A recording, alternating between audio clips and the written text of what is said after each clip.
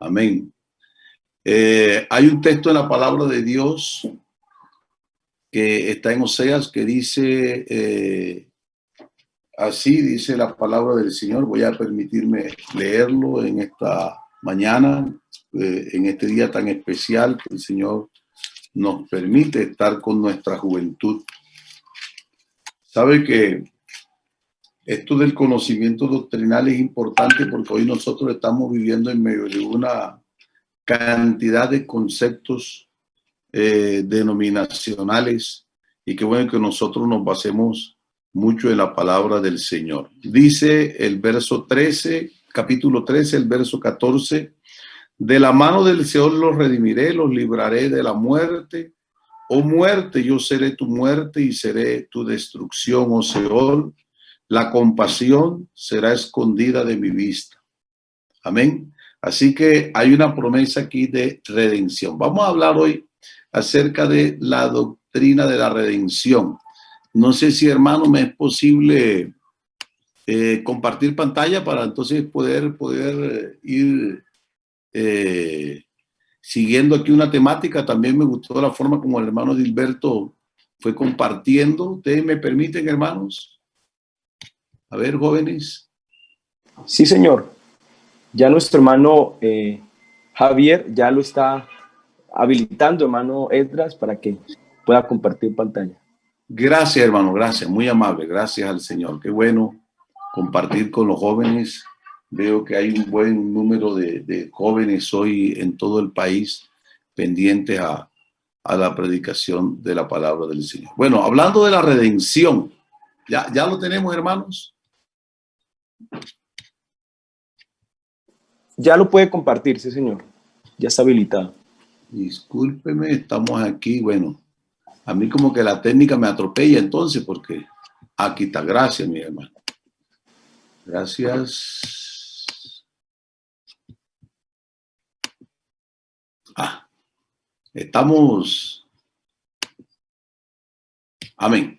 Bien, hermano, entonces vamos a hablar hoy acerca del tema de la redención y cómo se define la palabra redención. Hay varias definiciones en la Escritura que me gustaría que hoy nosotros estuviéramos atentos a lo que nos dice. Según algunos diccionarios, el término redención significa rescatar, o sea, reponer a su estado original alguna posición perdida. Hay otras definiciones también. O sea, no quiere decir también la palabra redención se define como conseguir la libertad de una persona o sacarla de una situación en que está comprometida pero pagando un precio. El ejemplo es que un esclavo conseguía la libertad después de muchos años de trabajo. Él lograba redimirse, podía lograr redimirse y podía redimir a toda su familia.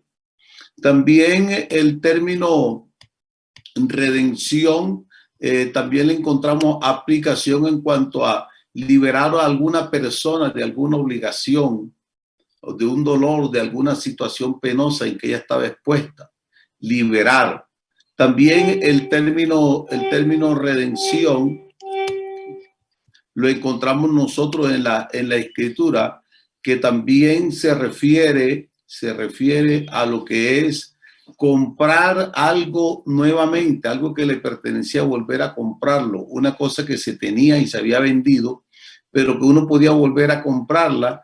O también se refiere a dejar cuando se tenía una propiedad que estaba hipotecada o estaba empeñada, para hablar en los términos más entendibles para nosotros, que eran propiedades que estaban sujetas a un gravamen. Entonces se pagaba ese gravamen y se volvía a requerir o adquirir el derecho a tener posesión de esa propiedad. El ejemplo en la Escritura nos lo muestra a nosotros en Levítico capítulo 25, en el verso 25. Una persona que era dueño de alguna tierra, si por alguna circunstancia se veía obligado a venderla por cualquier crisis financiera que estuviera viviendo, realmente él no la vendía, lo que hacía era como alquilarla, porque esa propiedad él podía volver a redimirla o podía volver a adquirirla en cualquier momento. Ese verso 25 del capítulo 25 dice: cuando tu hermano empobreciere y vendiere algo de su posesión, entonces lo podía hacer su pariente más próximo, podía rescatar. Dice, entonces su pariente más próximo vendrá y rescatará lo que su hermano hubiere vendido. Era la ley establecida por Moisés en su época. Entonces, si alguien vendía, un pariente o él mismo podía rescatar el bien porque tenía una posesión que era de carácter familiar. En algunas circunstancias especiales, también nos muestra la Biblia, ahí en el capítulo 27, se podía redimir algunas cosas que pertenecían al Señor, que eran objetos sagrados, como los diezmos, por ejemplo, verso número del capítulo 27, los versos 30 y 31 y el 32, nos muestra a nosotros, por ejemplo, que algunos ofrendas como los diezmos podían rescatarse y se le añadía algo más, podían comprarse y usarse para uso personal. En Ruth, en el capítulo 4, nos muestra a nosotros la costumbre que había en Israel. Había regresado Noemí con su nuera Ruth y su esposo ya difunto tenía una tierra, y Boaz propone redimirla, o sea, volver a tener la tierra que le había pertenecido al esposo de Ruth. Entonces, él redime, y no solamente redimió la tierra. Ahora, hermanos, ¿por qué es la redención? ¿Por qué la Biblia habla de la redención? ¿Cuál era nuestro estado? ¿Qué fue lo que pasó en el hombre para que el hombre fuera objeto, o fuera en el hombre necesaria la redención de parte de Dios? Cualquier falta ante Dios tenía que repararla. El hombre pecó. Nuestros primeros padres, Adán y Eva, pecaron. Y es bueno hacer claridad aquí en respecto a algo, porque algunos piensan que cuando Adán y Eva pecaron, desobedecieron a Dios allá en el Edén, ya ellos tenían hijos. No, la Biblia no lo registra. Adán y Eva tenían un privilegio, tenían la bendición de tener comunión, de tener acceso a la misma presencia del Señor. Y Dios no pedía nada difícil. Sencillamente el Señor lo que le había dicho dentro de toda la creación, que tenía el hombre la facultad de administrar, de tener señorío sobre toda la creación. En Edén le dijo: del árbol de la ciencia del bien y del mal no comerás. No comerás de él, porque el día que de él comieres, de cierto morirás. Si nosotros nos ponemos a ver, si Dios pide algo difícil, realmente no era difícil. ¿Cuántos árboles frutales hay en la creación? ¿Cuántos árboles existen? Bueno, con todo que han desaparecido algunas especies, en nuestra época todavía podemos decir que hay muchos árboles frutales, muchísimos. Y nosotros vivimos en una de las zonas de mayor privilegio. Nosotros vivimos en la zona tropical, y en esta zona nosotros tenemos una diversidad de frutos impresionante, pero hay muchos frutos que no se dan tampoco en nuestra zona tropical, no se dan en los trópicos, se dan en otros climas, en otras latitudes y altitudes. Entonces, si uno dice cuántos habrá, y tendríamos que hacernos la pregunta: 1,000, 10,000, supongamos que hayan 1,000 árboles frutales, que hayan 1,000, pongamos esto, y hay muchos que ya de pronto han desaparecido. ¿Pedía Dios algo difícil? No. Entre 1,000 árboles solo podía comer de 999, pero uno no lo tocarás. Realmente la probabilidad de éxito era del 99.999, y la probabilidad de fracaso era de 0.0001. Pero lastimosamente, nuestros primeros padres, tentados por el diablo, desobedecieron. Y al desobedecer a Dios, se ponen a expensas y empiezan a ser objeto de obediencia, pero al diablo. Cuando el Señor le preguntó a Adán: ¿dónde estás tú? No es que Dios no supiera dónde estaba Adán, Dios sí sabía. Quería que reflexionara su condición donde había caído. porque el hombre se dio cuenta que estaba desnudo.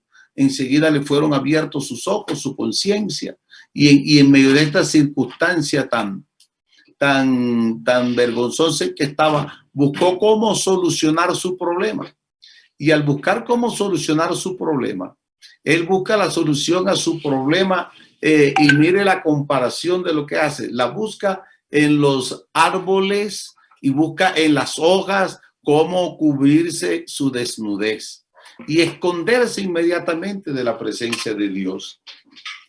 Pero sabemos nosotros que las plantas no producen fibras suficientemente fuertes para fabricar un vestido protector de la vergüenza ni protector de todas las circunstancias que fueron afectadas desde ese mismo momento.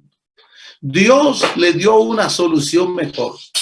La solución de Dios en su misericordia, en su grande amor, porque Dios sí se disgustó. Siempre he puesto el ejemplo de cómo le sucede a uno a los que somos padres. Los que somos padres de familia acostumbramos a hacerle algunas recomendaciones a nuestros hijos. Y le decimos a nuestros hijos, hijo, no se suba ahí. Hijo, no haga esto. Hijo, mire que si pasa. Y algunos hasta le hacen advertencias. Y en las advertencias que se le hacen se le dice, hijo, si usted se cae, si se sube a ese árbol y se cae, yo no lo recojo. Yo lo dejo ahí, o yo vuelvo y le doy un correazo, o le doy un regaño, le doy algo, una palmada. Pero el hijo resulta que se cayó. Y ninguno de nosotros somos tan insensibles, no somos nosotros tan falta de amor, tan inmisericordias, que vamos a nuestro hijo que se nos cayó de pronto de la pared donde le habíamos advertido que no se subiera, del árbol donde le dijimos que no se subiera, y ahora que está tirado al suelo llorando porque se fracturó o se golpeó, lo primero que hacemos es, aunque nos disgustamos, tanto que se lo advertí, tanto que se lo dije, tanto que ¿y por qué lo hiciste? Estamos disgustados, pero enseguida extendemos la misericordia y lo que corremos es a levantarlo. Y vamos a acudir, y si hay que limpiarlo, si hay que atenderlo, si hay que llevarlo al médico, corremos.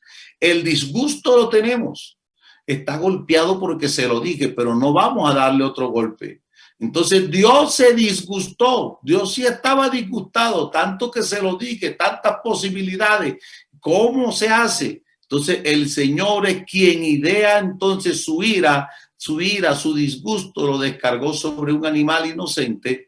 Y el Señor, quitando la piel de ese animal, cubrió la vergüenza, la desnudez de Adán y Eva, pero también los expulsó de su presencia, los sacó del jardín del Edén. Ahora, esto nos muestra a nosotros que la falta ante Dios no son insignificantes. Una falta, cualquiera que sea ante Dios, hay que repararla ante Dios.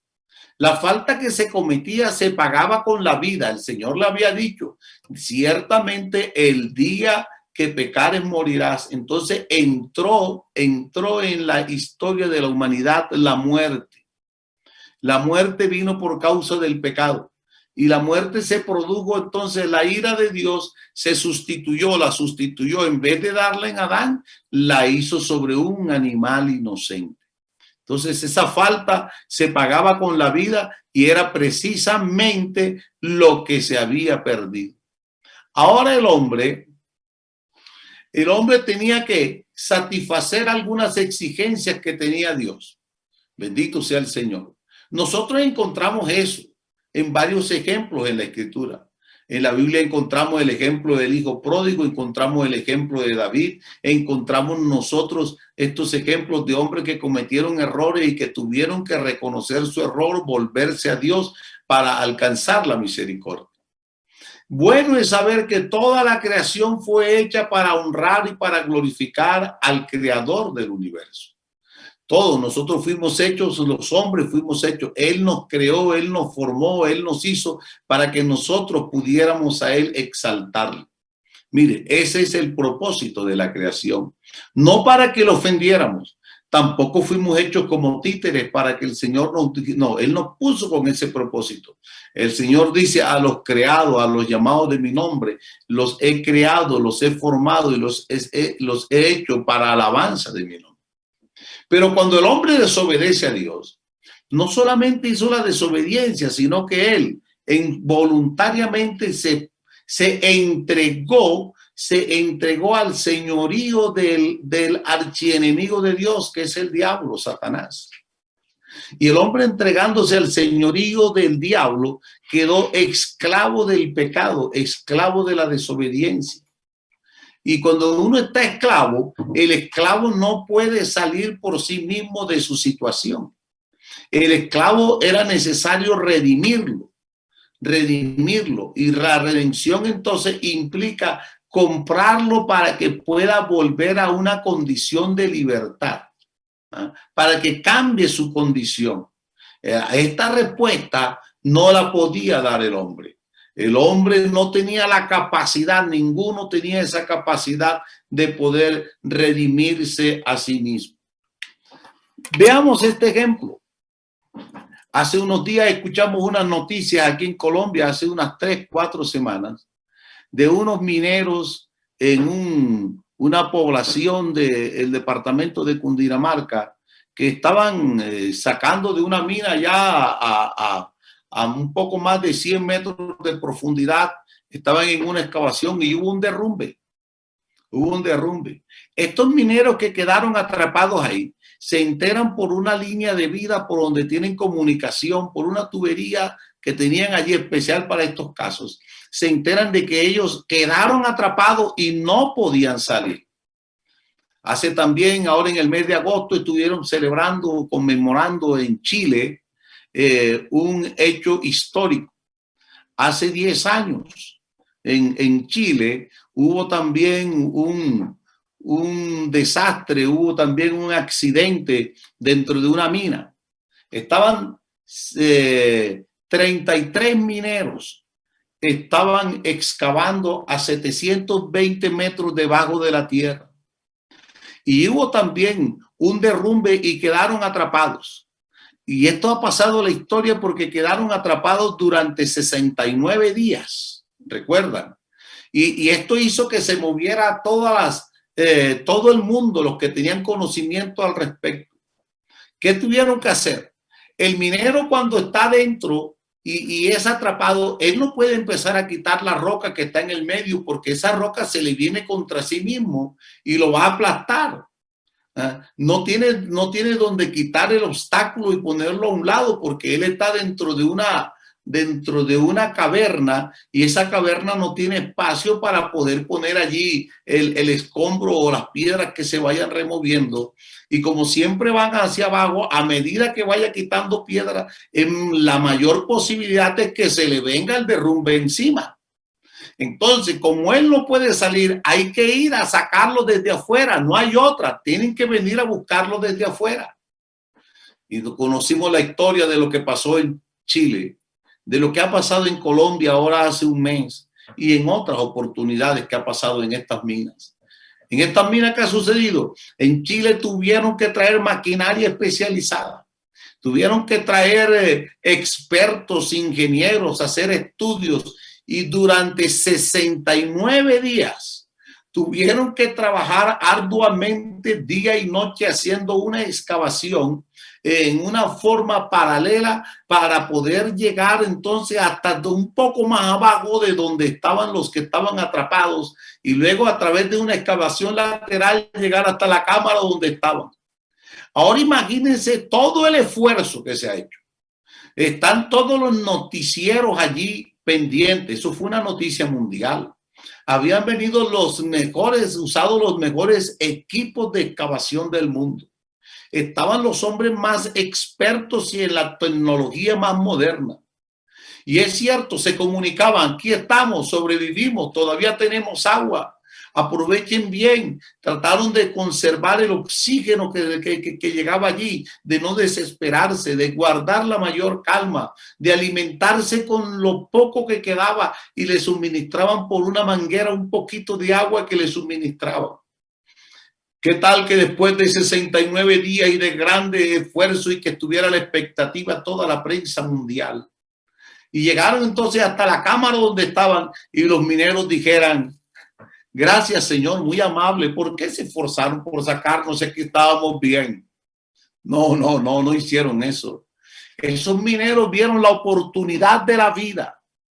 Volvían, como lo expresaron algunos, era la oportunidad de volver a vivir, de volver a nacer, de tener una oportunidad de seguir, una oportunidad que ha sido tan histórica que se ha celebrado por estos 10 años y se le ha hecho un monumento y se han hecho películas y se han escrito libros respecto a la experiencia que estos hombres vivieron. Y yo quiero decirle, hermano querido, hay uno que vino de fuera, porque cuando uno está sepultado y atrapado, no hay quien lo pueda sacar a uno, ni uno puede salirse por sí mismo. Se necesita que se venga de afuera alguien a rescatarlo.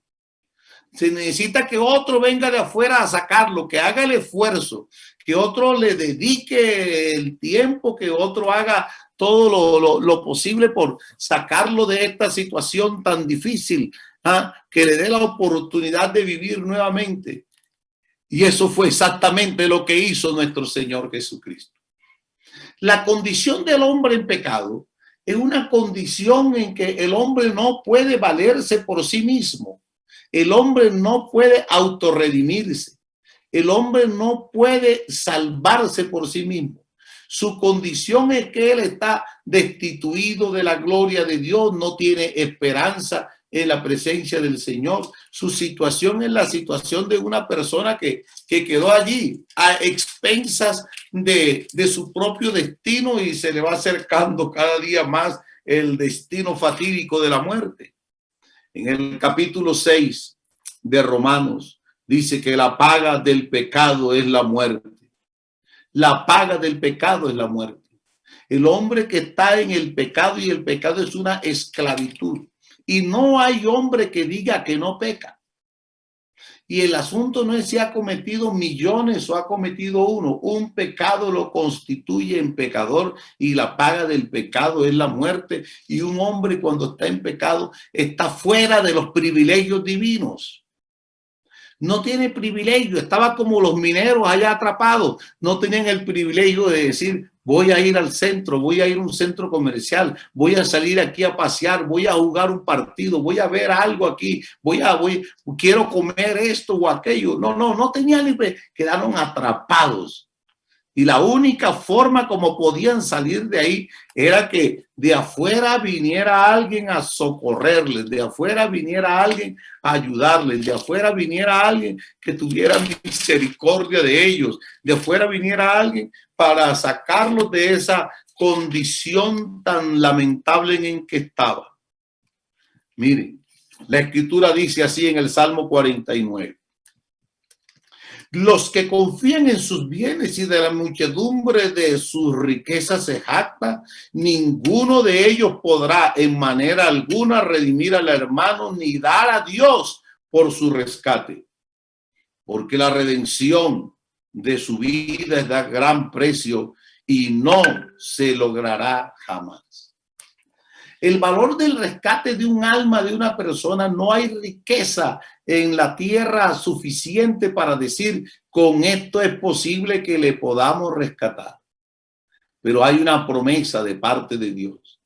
La condición del hombre era una condición triste, era una condición lamentable, era una condición bien desesperante porque por sí mismo no podía librarse. Por eso el Señor les promete a través del profeta Oseas cuando les dice, de la mano del Seol, del lugar de los muertos, de la mano del sepulcro, de la mano del mismo diablo, de la mano del Seol los redimiré, los libraré de la muerte. Y el Señor le mandó a decir a la muerte que era la cárcel más grande y más segura que tenía el diablo.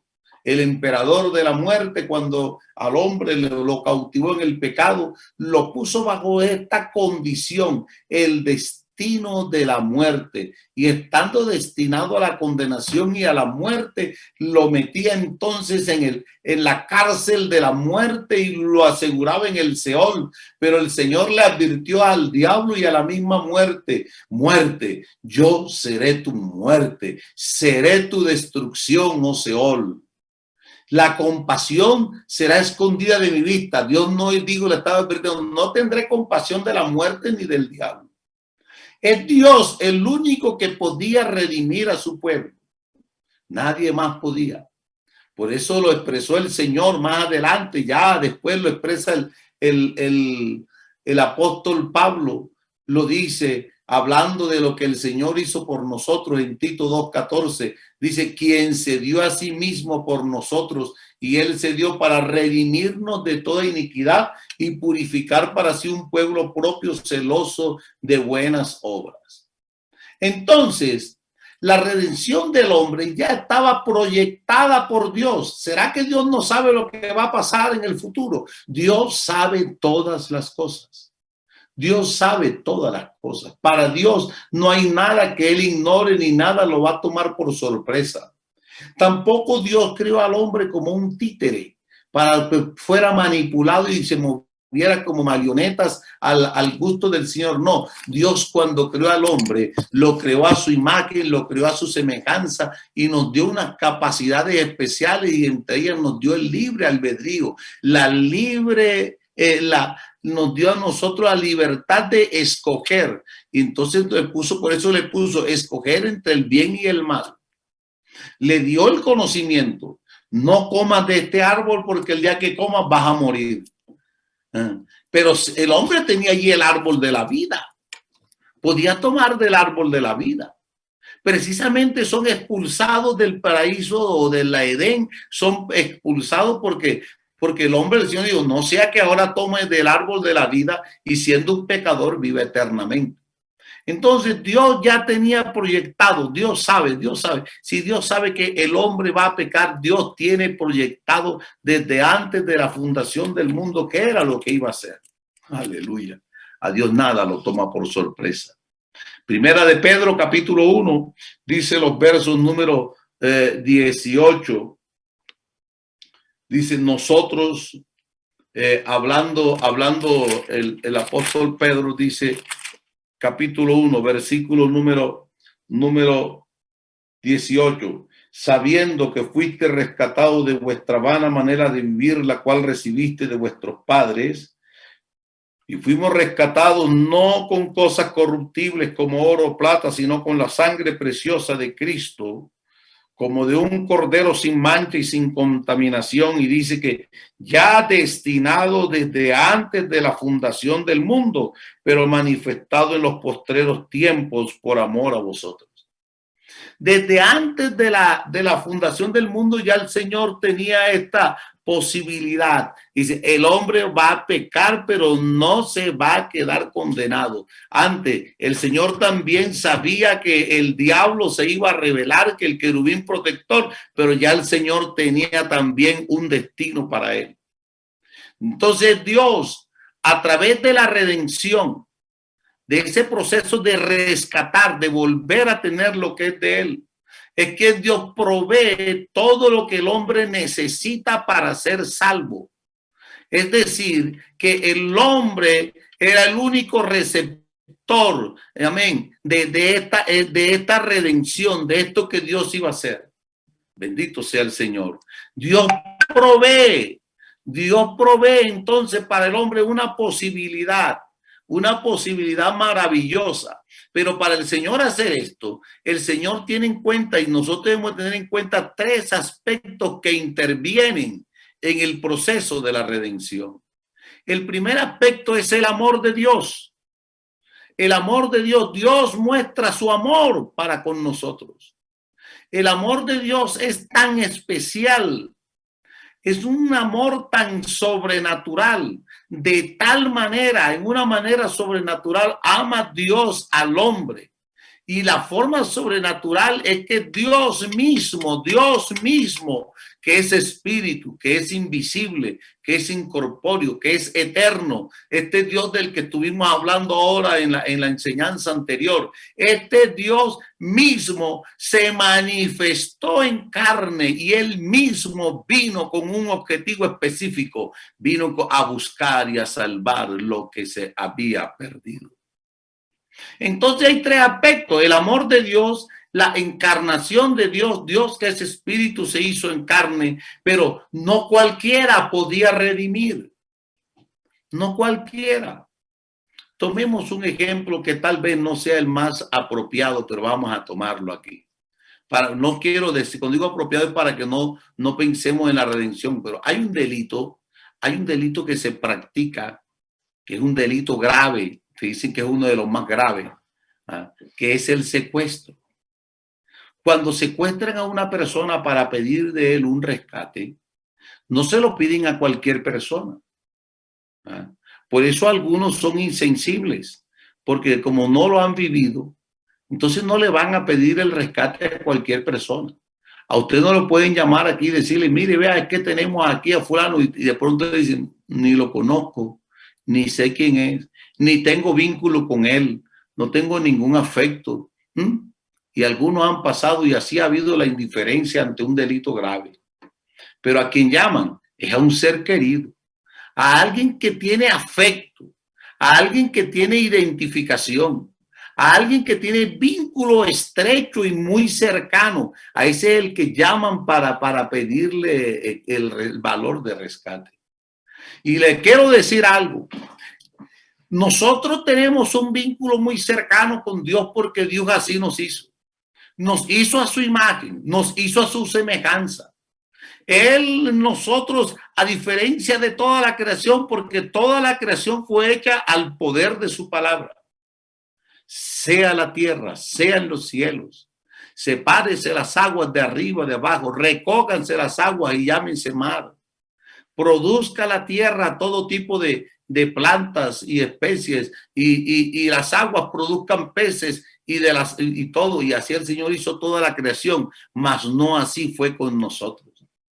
En nosotros los humanos el Señor puso su mano, nos dio su imagen y además sopló algo especial en los animales, digo, sean, pero en nosotros sopló su espíritu, aliento de vida para que tengamos vida, lo cual entonces nos da un vínculo estrecho con Dios y ese vínculo estrecho con el Señor hace que Él sienta nuestra situación. Hace que el Señor sienta la situación en que estamos viviendo de pecado, de esclavitud, sin esperanza. Esa situación donde el hombre destituido de los privilegios y las bendiciones divinas está a expensas del diablo. ¿Y qué hace Dios? ¿Qué hace Dios? Él le duele. Y como Él le duele, Él decide manifestarse en carne. Dios mismo se manifestó en carne.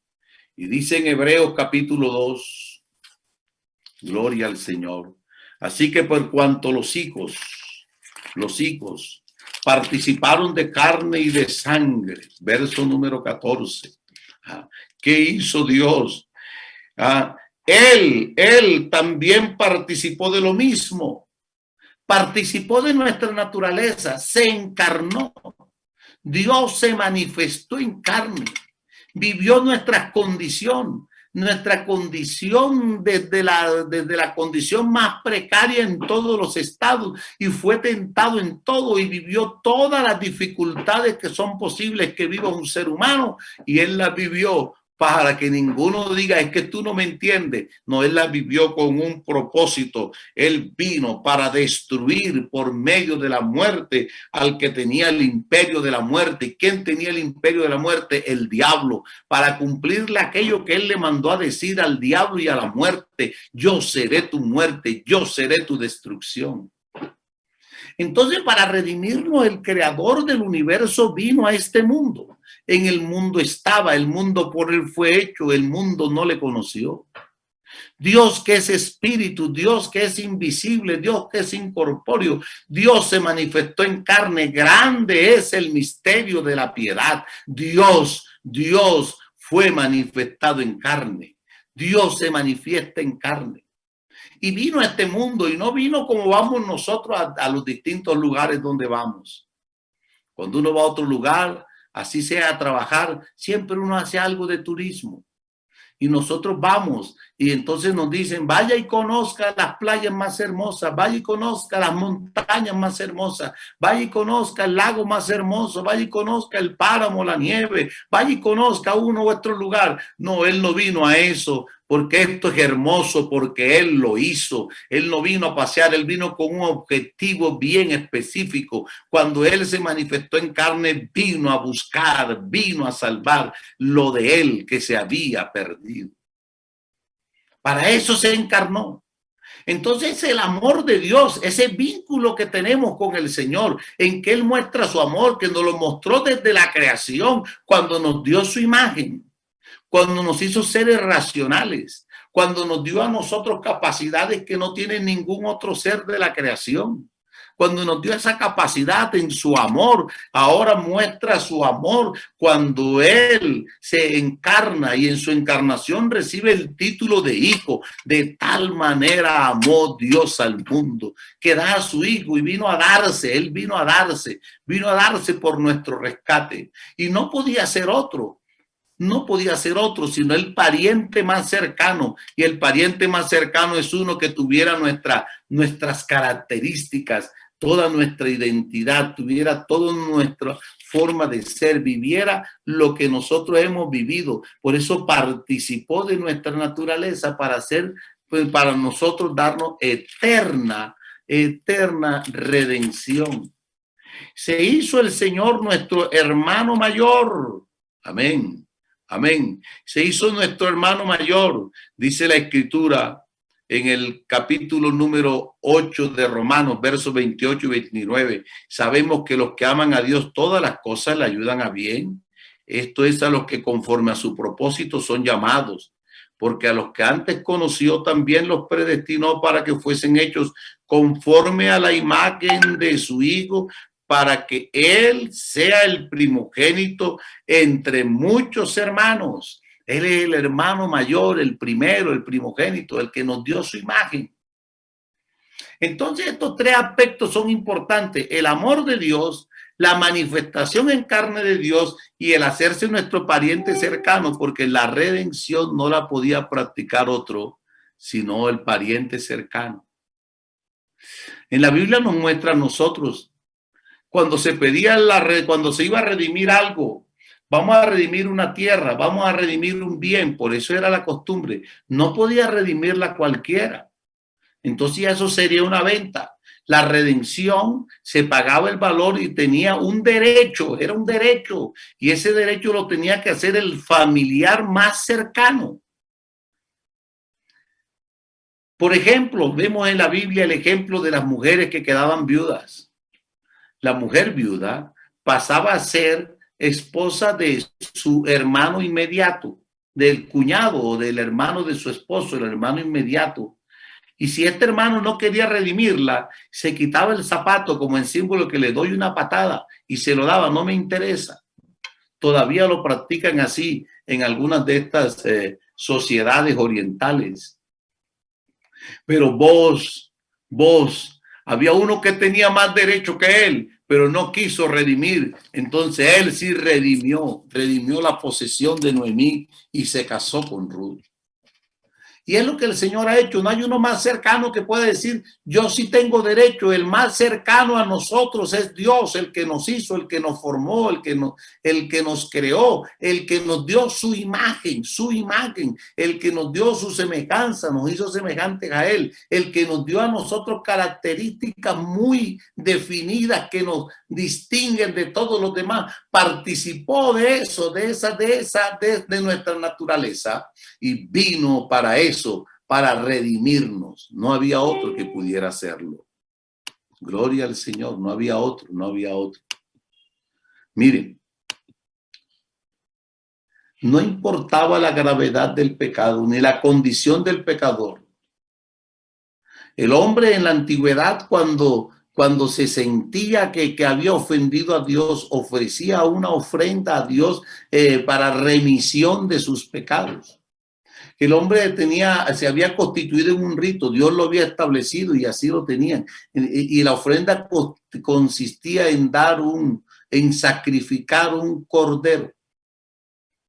Un cordero. El más pobre ponía hasta una tórtola, una palomina, un palomo.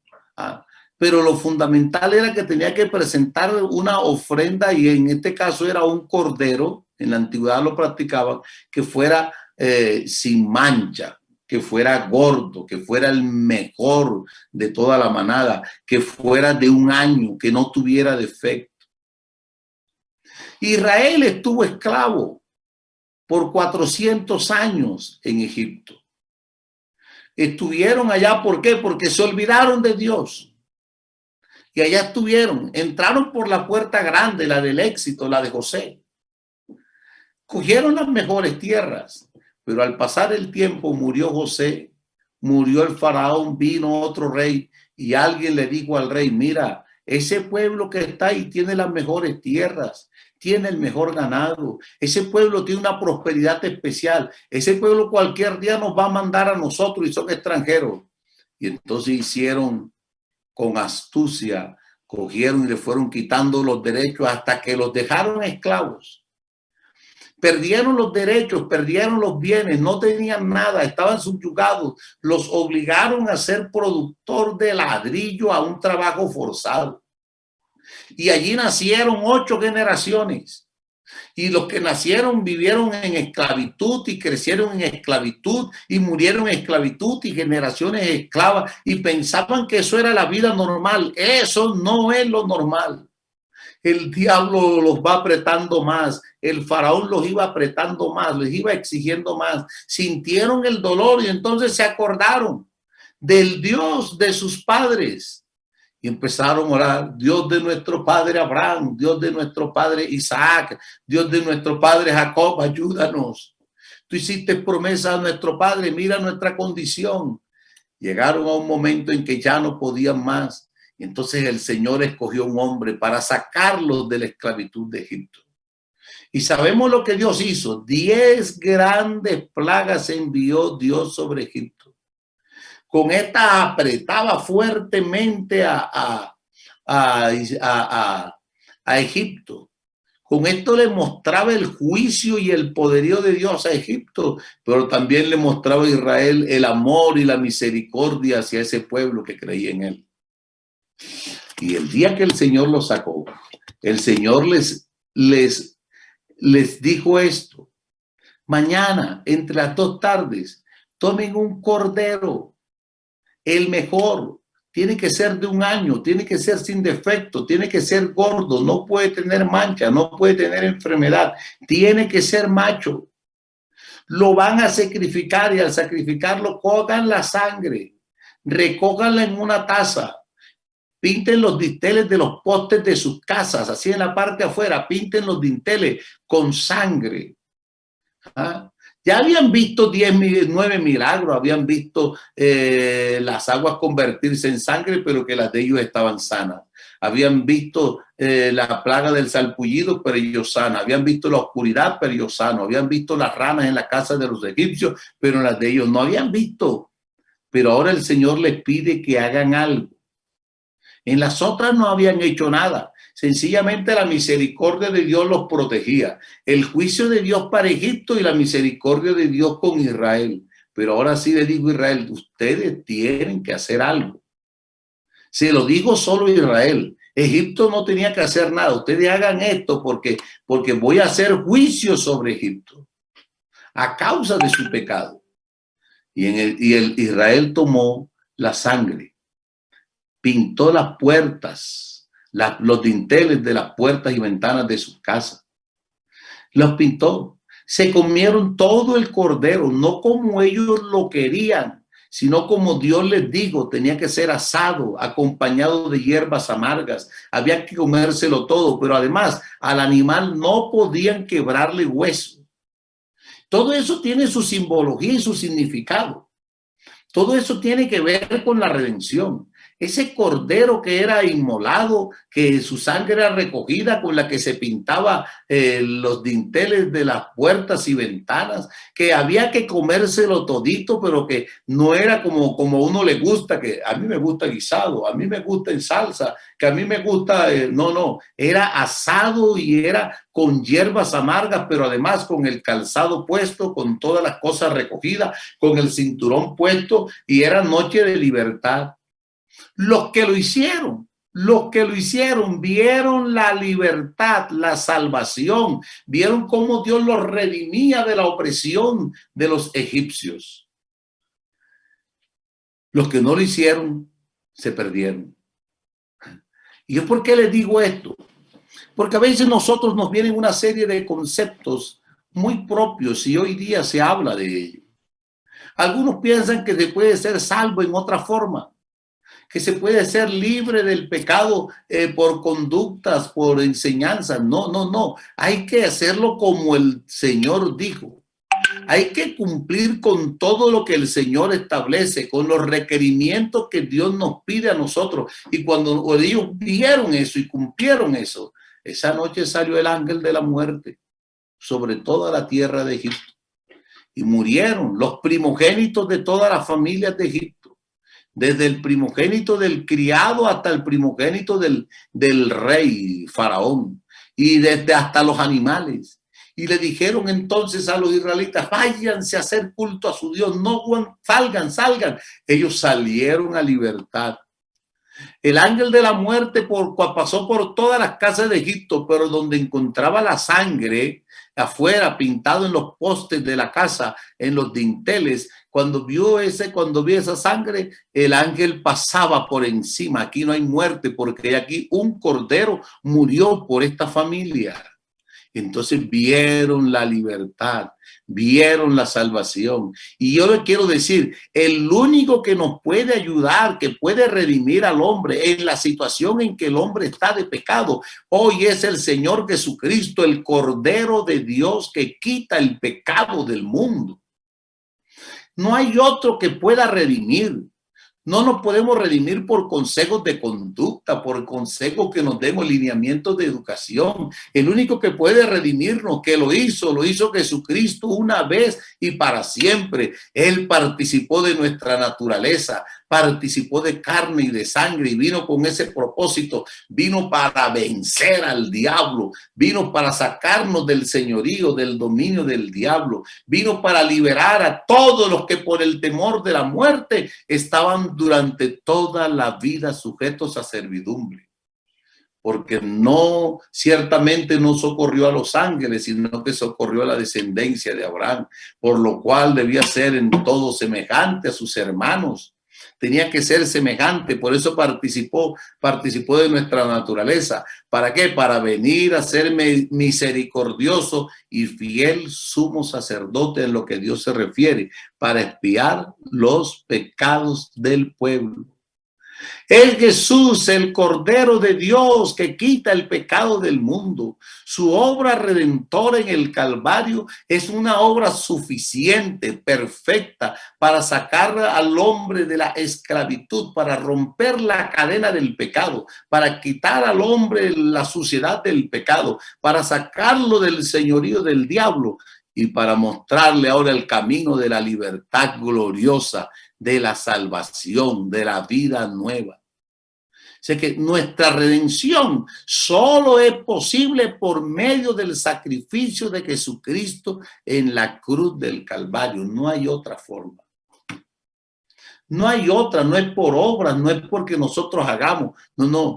Dice la Escritura, Gálatas 4, versículos 4 y 5, nos dice a nosotros, pero cuando vino el cumplimiento del tiempo, Dios envió a su Hijo nacido de mujer y nacido bajo la ley. ¿Para qué vino? Para que redimiese. Ese es el para qué. Para que redimiese a los que estaban bajo la ley, a fin de que recibiésemos ahora la adopción de hijos. ¿Y cómo sabemos que esto el Señor lo hizo perfecto? Porque Él venció la muerte. Porque Él resucitó. Mire, en la Escritura nos muestra a nosotros varios ejemplos del señorío del Señor sobre la muerte. ¿Se acuerdan? En el Antiguo Testamento, en los días del profeta Elías, el Señor resucitó al hijo de la mujer sunamita. ¿Ah? También lo hizo el Señor. Hay varias resurrecciones y el Señor en los días de su carne, el Señor le dijo a la hija de Jairo que ya había muerto y todos lamentaban su muerte. Ella está dormida, muchacha, levántate. Y todos se quedaron impresionados y la devolvió con vida. A una mujer angustiada en medio de todo un cortejo fúnebre que iba llorando por la calle, el Señor detuvo todo ese cortejo para decirle a un joven, levántate mujer, ahí tienes tu hijo. Para decirle a Lázaro después de 4 días, decirle, Lázaro, ven fuera, y Lázaro sale con vida. todos ellos volvieron a morir. Todos volvieron a morir. Pero el día que el Señor murió, dice la Escritura, el día que el Señor entregó su vida por nosotros, el diablo levantó las manos pensando que a Cristo lo había metido bajo su imperio. Pensando, oh, lo vencí. Pero el Señor, en la misma muerte, dice la Escritura, que el día que entregaba su espíritu, las tumbas de los santos se abrieron y resucitaron. Y Jesús se le fue hasta las profundidades del abismo y le predicó a los espíritus encarcelados que habían desobedecido en la época de Noé. Y desde allá movió todo cimiento y rompió toda cadena y quitó toda atadura y resucitó al tercer día. A él no lo resucitaron, él resucitó porque él es el Señor de la vida y de la muerte. Y resucitó no para volver a morir como los otros, resucitó para vivir para siempre. Y hoy está vivo diciéndonos que los que creemos en Él tenemos vida eterna. En Él somos redimidos, nos saca de la esclavitud del pecado. Entonces, esta redención se perfecciona en la resurrección de Cristo y en nosotros se perfeccionará también el día que el Señor venga. Los muertos en Cristo, no todos, los en Cristo resucitarán primero y tendremos un cuerpo semejante al del cuerpo del Señor, un cuerpo celestial, un cuerpo glorioso, redimidos de la redención del cuerpo. Esa se opera en la resurrección. Somos transformados a un cuerpo glorioso como el del Señor. Así que Él pagó el precio. Ahora, una pregunta. ¿A quién le pagó el Señor el precio? ¿Al diablo? No, el diablo no es dueño de nada. Él es un ladrón. A los ladrones no se le paga. Y le había dicho a través del profeta Isaías en el capítulo 49. Será arrebatado el botín al tirano. Y el Señor le dijo, yo te redimiré. Yo ciertamente le arrebataré el botín al tirano. Y entonces el Señor, que es el dueño absoluto de todas las cosas, es al Señor al que se le faltó. Es al Señor entonces al que hay que restituirle, al que hay que pagarle. Pero nosotros los hombres no tenemos forma de pagar a Dios por la falta que hicimos. Entonces Él se pagó a sí mismo, manifestándose en carne y muriendo por nosotros. Pagó en la cruz el precio de nuestra redención. Se satisfizo a sí mismo en su justicia, pagando entonces el precio de nuestro rescate. Es bueno tener entonces esto bien claro. No se le pagó al diablo nada. Amén. Porque el diablo no ha sido dueño del hombre. El diablo fue un esclavo, fue un ladrón que nos esclavizó, fue un mentiroso que nos engañó, pero el Señor nos rescató. El Señor nos rescató. Qué bueno es nuestro Dios. Amén. Ahora hemos sido comprados. Hemos sido comprados. Él nos compró con su sangre. Amén. Ya la esclavitud del pecado ha terminado. Ahora los que somos de Cristo debemos ahora de estar dispuestos a seguir al Señor. Ya no vamos a servir más a la inmundicia. Cuando Cristo nos compró en la cruz del Calvario, nos hace su propiedad doble, porque nos hizo. Él nos creó, Él nos formó, Él nos hizo. Pueblo suyo somos, Él nos formó, Él fue el creador de nosotros, pero además de ser el creador, Él ahora nos compró. Nos compró. Somos de Él porque nos compró y somos de Él porque Él nos hizo. Amén. Amén. Ahora somos propiedad de Jesucristo. Y el Señor sencillamente está llamando a todos los esclavos. Vengan a mí, vengan a mí, vengan a mí, vengan a mí. Los que hemos venido a Cristo, hemos encontrado en Cristo salvación, vida eterna, eterna redención. Hemos encontrado algo glorioso, hemos encontrado algo nuevo, algo maravilloso en el Señor Jesucristo. Entonces, mire, hay algunos conceptos que están equivocados. Hay algunos errores cuando se piensa en algunos. Y vamos a desmontar estos errores. No, es que solo la redención es para los que son elegidos. No, Señor. La redención no es solo para los elegidos, no. Esta redención la hizo el Señor una vez y para siempre por todos los hombres, por todos nosotros.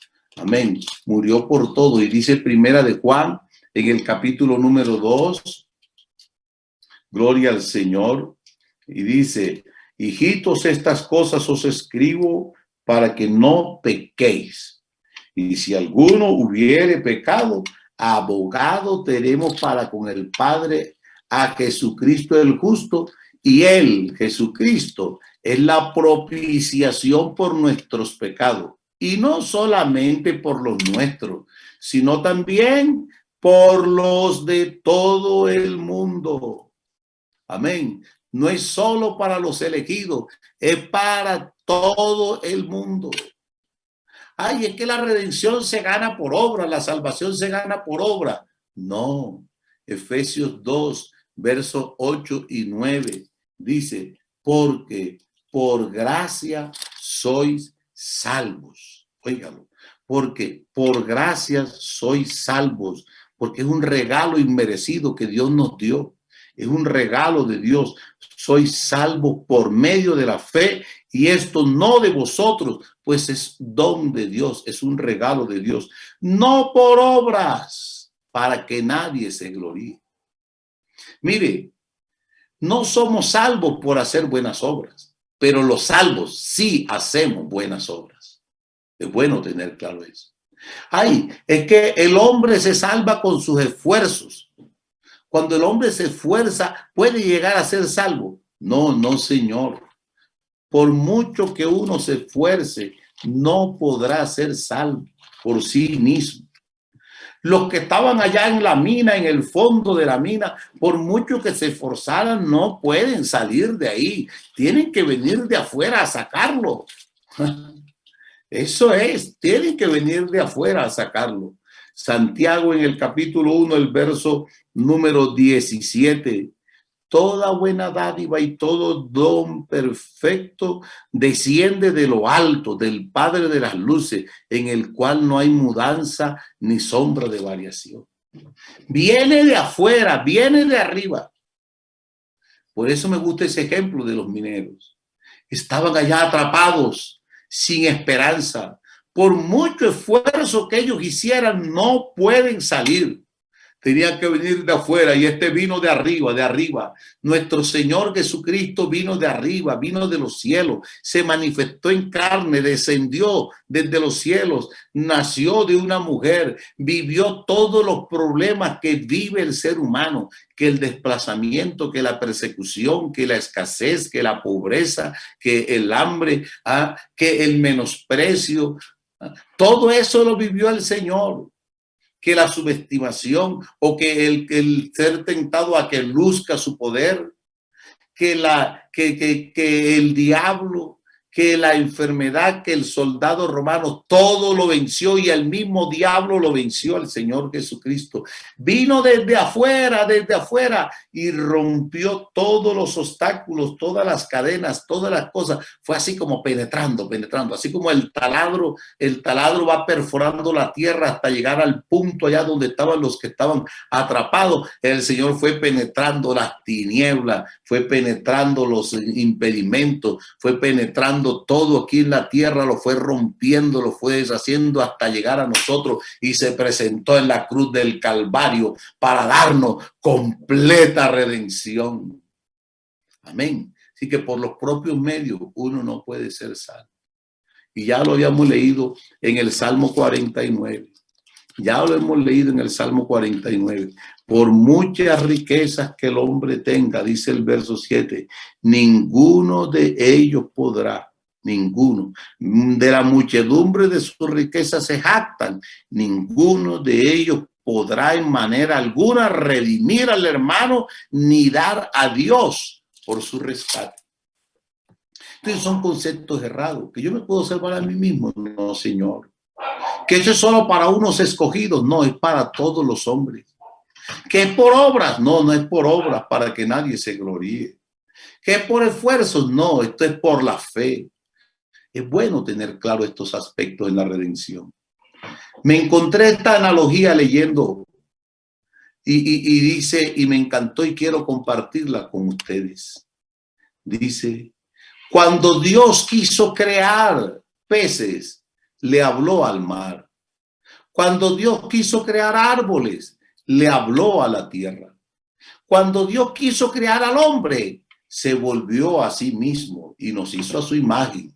Amén. A su semejanza. Hagamos al hombre a nuestra imagen y semejanza. Pero si sacas un pez del agua, el pez muere. Cuando remueves un árbol del suelo y lo levantas, también se muere. Del mismo modo, cuando el hombre se desconecta de Dios, se muere espiritualmente. Dios es nuestro entorno natural. Fuimos creados para vivir en su presencia. Tenemos que estar conectados con Él, porque solo en Él existe la vida. Permanezcamos siempre conectados con Dios y recordemos esto. El agua sin peces sigue siendo agua, pero los peces sin agua no son nada. El suelo sin árboles sigue siendo suelo, pero un árbol sin suelo no es nada. Dios sin el hombre sigue siendo Dios, pero un hombre sin Dios no es nada. Así que, mi hermano, es la oportunidad de nosotros volvernos a Dios, de depender de Dios, de darle gracias a Dios por lo que Él ha hecho por nosotros. Porque lo que Él ha hecho es más grande, tan maravilloso. Porque la redención del hombre implica muchos aspectos bíblicos que el Señor hizo.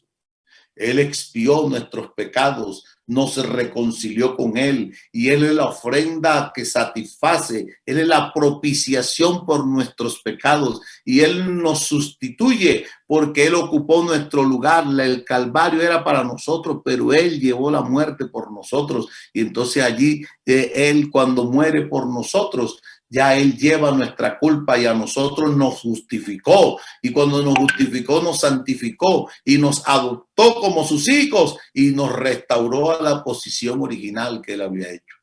Entonces, la redención implica toda una serie de doctrinas bíblicas para devolver al hombre a su estado original de comunión con Dios. Incluye la expiación, la reconciliación, la propiciación, la sustanciación, la justificación, la santificación, la adopción y la restauración. De ahí, hermano, que la redención es fundamental.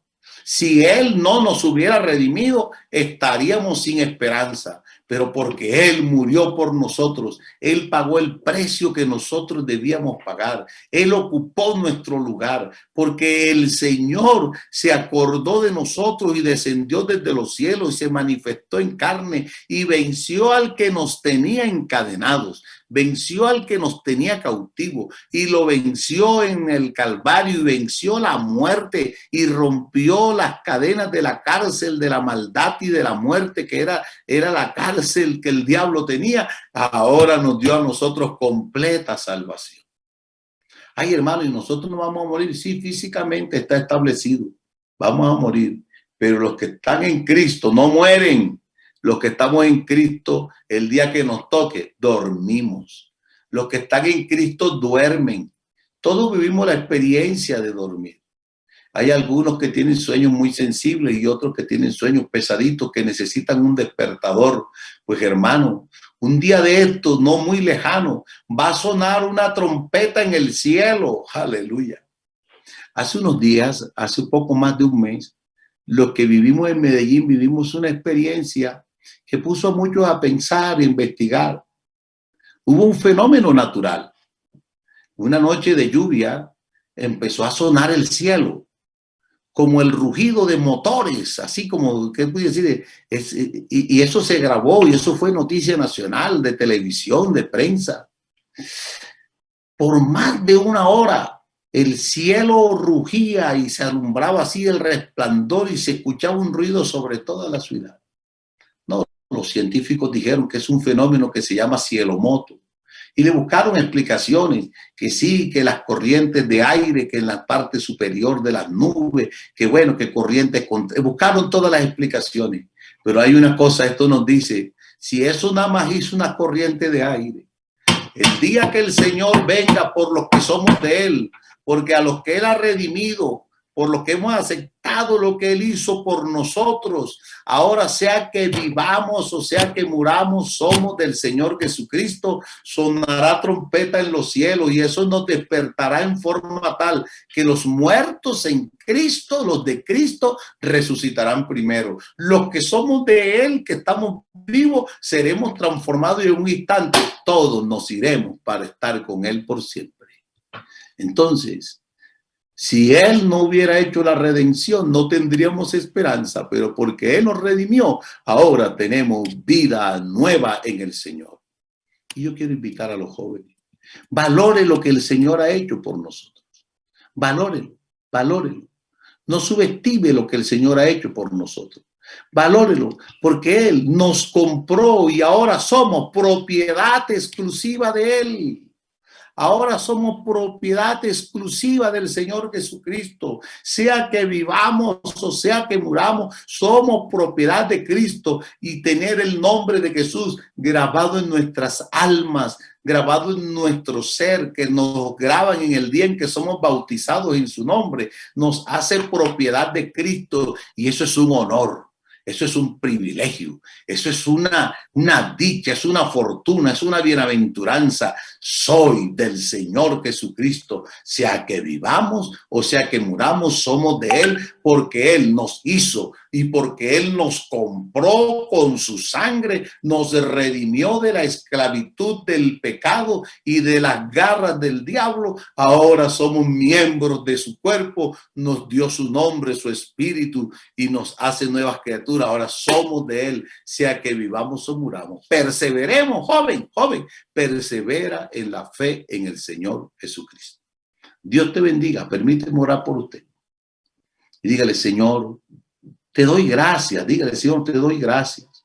Porque si no hubiera sido por el Señor, hay una alabanza que dice, si no hubiera sido por el Señor, mi alma se hubiera perdido.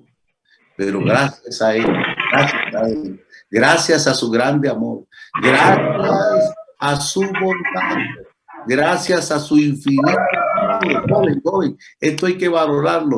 Gracias a Él, que Él se dio por nosotros y ocupó nuestro lugar y ahora tenemos que decirle, oh Señor, te doy gracias, no tengo más sino que reconocer y darte gracias porque me sacaste de la esclavitud y ahora soy libre y soy nueva persona, Señor, porque tú me has hecho libre y pertenezco a ti y vivo para agradarte.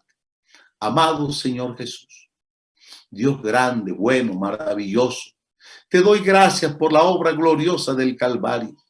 No nos dejaste a expensas, Señor, de condenación. No nos dejaste a expensas del diablo. Señor Jesús, estábamos en lo más profundo, sumergidos, sin ninguna esperanza, pero te acordaste de nosotros y extendiste tu mano y sacaste todo tu poder, Señor. Hiciste toda una obra gloriosa al venir a buscarnos. Te doy gracias, Señor. Y venciste al diablo, venciste en la muerte y en la cruz, Señor. Venciste todas las potestades del mal y en tu resurrección sacaste a la luz la vida y la inmortalidad por el evangelio que hoy nos ha alcanzado para darnos perdón y vida eterna. Te amo, mi Señor. Ayúdame a serte fiel y a seguirte fiel todos los días de mi vida. En el nombre de Jesús. Amén y amén.